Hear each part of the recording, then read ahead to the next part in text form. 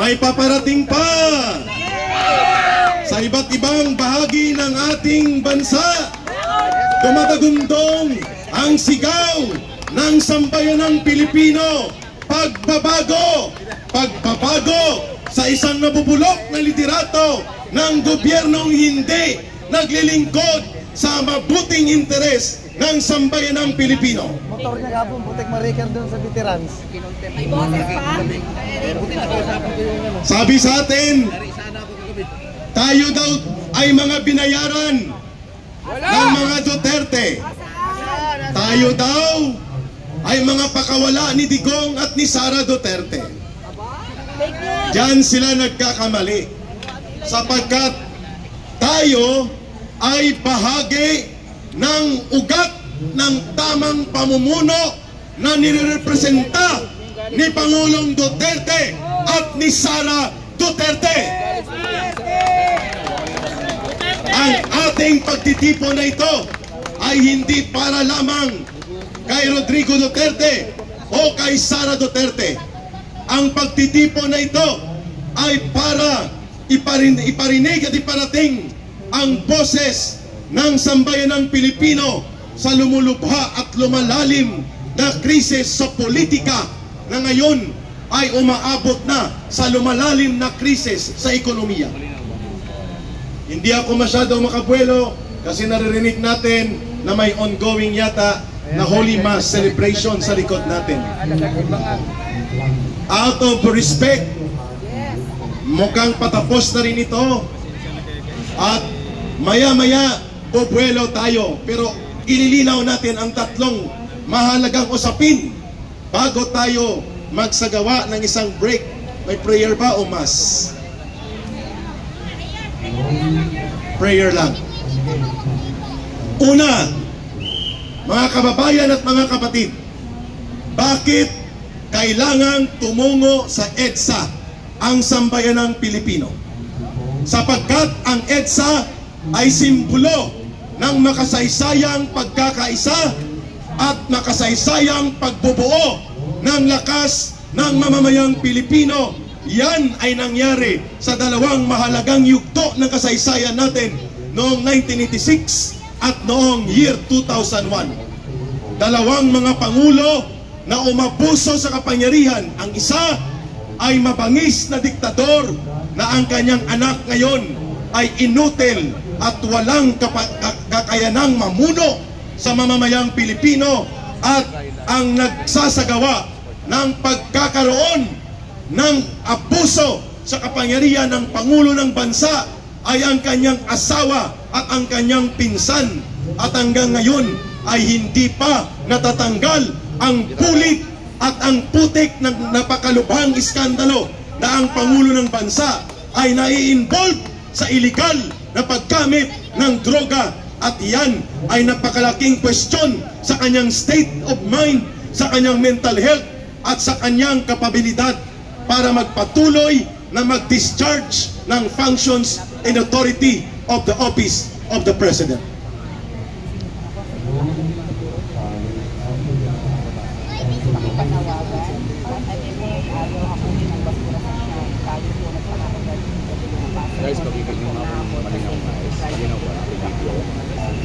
Oo, sige. I-announce ko lang mamaya. Later para ang flow of thoughts ko ay tuloy-tuloy.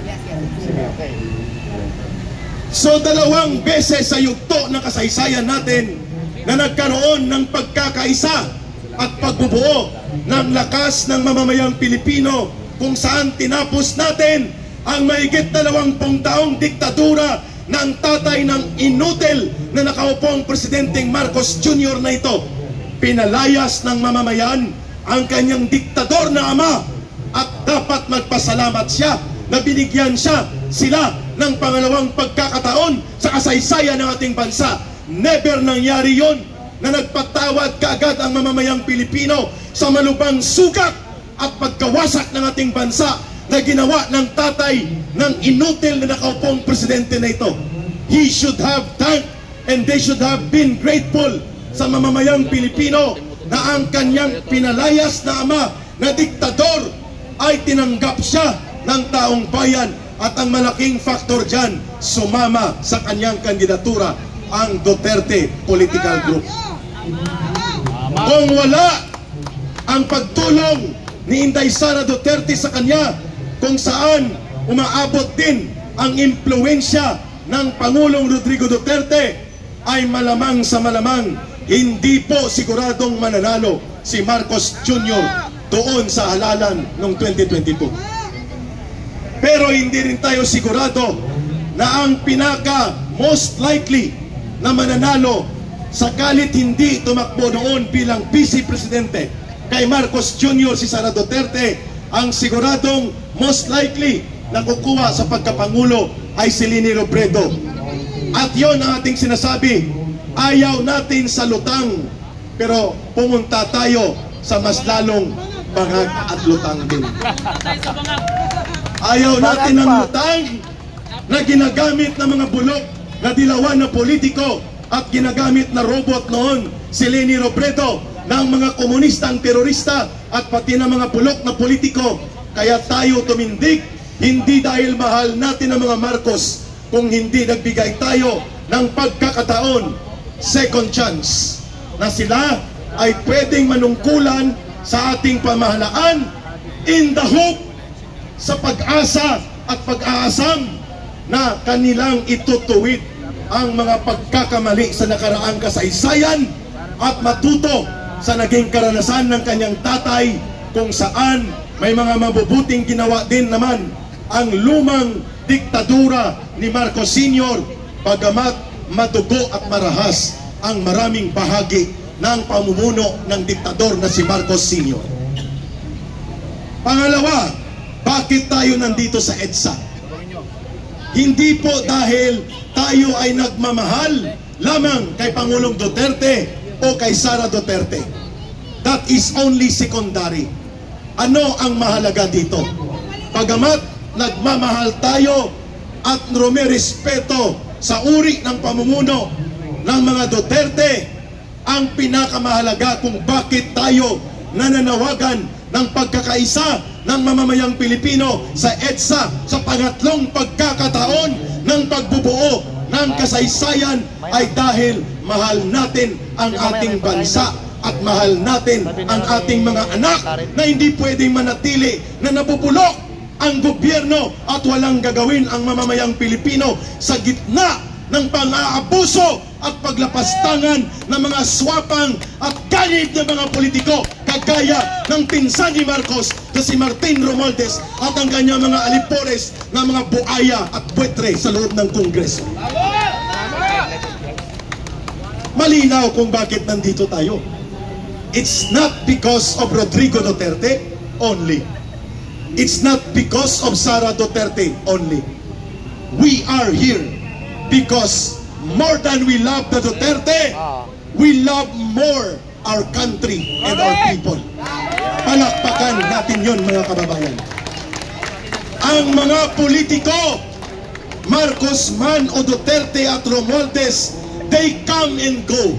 Mawawala ang politiko, mawawala ang mga leader sa gobyerno, subalit ang isang matino at maayos na pamamahala at gobyernong nabubuhay sa totoong demokratikong prinsipyo na nangangalaga sa kapakanan at kabutihan ng kanyang mamamayan, that kind of government will remain and belong to the people. Tama? Tama! Incidental lang ang mga Duterte, incidental lang ang mga Marcos, incidental lang ang Sara Duterte, at hindi tayo sigurado na hanggat forever ay sila ang mamumuno.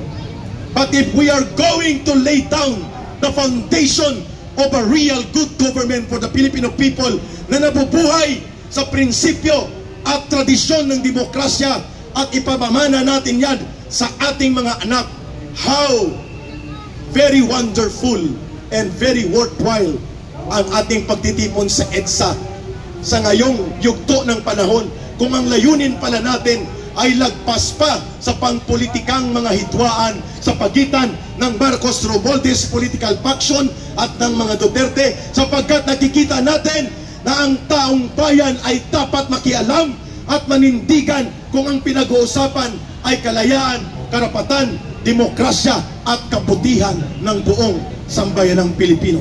Tama? Tama! Yan ang dahilan that we do not only represent ang ating pagrespeto at pagmamahal sa mga Duterte, kung hindi lagpas pa dyan, ayaw nating malugmok ang ating bayan sa malala at malubha na krisis ng ekonomiya, sapagkat malala ang madumi at parang burak ng basura na uri ng political game in operation ng Marcos Romualdez. At ang malala, kasabwat pa nila ang mga komunistang terorista. Kahit sabihin pa nila na nahihirapan tayong abutin ang libo-libo o milyong bilang ng mga Pilipino, nakalimutan nila na ang pagsiklab at paglagablab ng apoy nagsisimula lamang sa isang pagsinti ng isang pospro o lighter. At kapag yan ay naging lagablab, yan ay magiging isang malaking paglagablab sa buong bayan ng ating bansa. Ang kasaysayan ng pagbangon at pag-aalsa ng mga Pilipino ay hindi nagsisimula sa milyong-milyong nagmamarcha o nagtitipon sa amang lugar. Nagsisimula ito sa isang mabuti, malinaw at matatag na direksyon at paninindigan sa isang pagkakaisa. At ano yan? Kung sa panahon ng kolonyalismong pananakop ng mga Espanyol, nagkaisa tayo para sa kalayaan, hindi po nagsimula ang revolusyon ni Andres Bonifacio at ng Katipunan, kundi nagsimula yon sa pagpukaw sa mamamayan. At umabot yan sa mahigit kumulang ay 100 taong pakikipaglaban sa loob ng 400 pananakop ng mga Espanyol. Number 2, nung matay, mga kababayan, si Ninoy Aquino, 1983, August 21, hindi kaagad nag-alsa ang mamamayan. 3 taon pa ang lumipas bago singilin, patalsikin at palayasin at sipain ng lupusan ng mamamayan ang diktador na tatay ni Marcos. It took that 3 years. Si Joseph Estrada was very popular bago maging popular ang isang Rodrigo Duterte. Ang pinaka-popular na nahalal na pangulo ng bansa ay si Erap Estrada bago dumating ang pinominon na Rodrigo Duterte. Pero pagkatapos lang ng halos kulang-kulang 3 taon, dahil sa kanyang pagkasugapa sa alak, babae, sugal at pera, si Erap Estrada pinalayas ng sambayanang Pilipino. Saan ito lahat nangyari? Sa pagtitipon sa EDSA. Klaro tayo doon. At ngayon, nakikita natin, bagamat naghalal tayo ng isang pangulo at binigyan natin ng pagkakataon na ang kanilang pamilya makabangon sa kanilang pangalang inilugmok ng kasaysayan sa galit at ngit-ngit ng mamamayan noong 1986. Ito, ngayon, ay binaliwala ni Marcos Jr. Pinabayaan niya na ang ating ekonomiya ay lamunin ng mga kurakot na mga politiko. Hindi niya may paliwanag saan napunta ang 129 billion pesos na pondo na dapat ay ipakita sa mamamayan. Ano ang napuntahan ng 25 tonelada na gold reserve? Klaro tayo doon. Klaro. Hindi na masagot ito. At iyan ay isang halimbawa ng tinatawag na monumental corruption. Napakalaki at iskandalusong pangungurakot ang flood control project ni Marcos at ng kanyang alipores. 1.3 trillion pesos ang kanilang hindi may paliwanag bakit nawawala ang pondo sa flood control project, at ito ay hindi may paliwanag na ang mga kontraktor mismo ay mga kongresista dyan sa loob ng mga bata ni Tambaloslos. 1.3 trillion. Sunod sa napaka-iskandalosong korupsyon, mga kababayan, ang PhilHealth na para dapat sa mga mahihirap na pamilya ay hindi na makikita. Mabuti at nag-intervene ang Supreme Court at nagkaroon ng temporary restraining order, kung kaya 60 billion pesos lang ang kanilang kinupra ng illegal mula sa PhilHealth. Hindi nila ito binalik. Yes. Ano pa? Ang 500 billion pesos na Maharlika Fund, hindi na rin makikita, mga kapatid. At ito, kalahati ng Maharlika Fund ay nanggaling, pakinggan nyo, nanggaling sa SSS, nanggaling sa GSIS, nanggaling sa Development Bank of the Philippines, nanggaling sa Land Bank of the Philippines. Therefore, napakalaki ng kasalanan ng gobyerno ni Marcos sa loob lamang ng 2 taon. Never seen before ang ganito kagarapal na pangungurakot, pangungulimbat at pandurubo sa kaban ng bayan sa gitna ng lumalalang kahirapan ng milyong-milyong mamamayan. Walang kahihiyan silang kumukuha at nagnanakaw sa kaban ng bayan. Yan ang dahilan kung bakit nandito tayo sa EDSA. Klaro? Klaro! So hindi daw natin alam kung bakit tayo nandito. Uulit-ulitin pa ba namin ito? Uulit-ulitin ba ni Ka Eric ito? Every hour? Alam ng mamamayan na ang ating pagsasalita ay may batayan at may aktwal na kalagayan na nagbibigay ng patotoo. Hindi tayo nag-iimbento ng kwentong ito.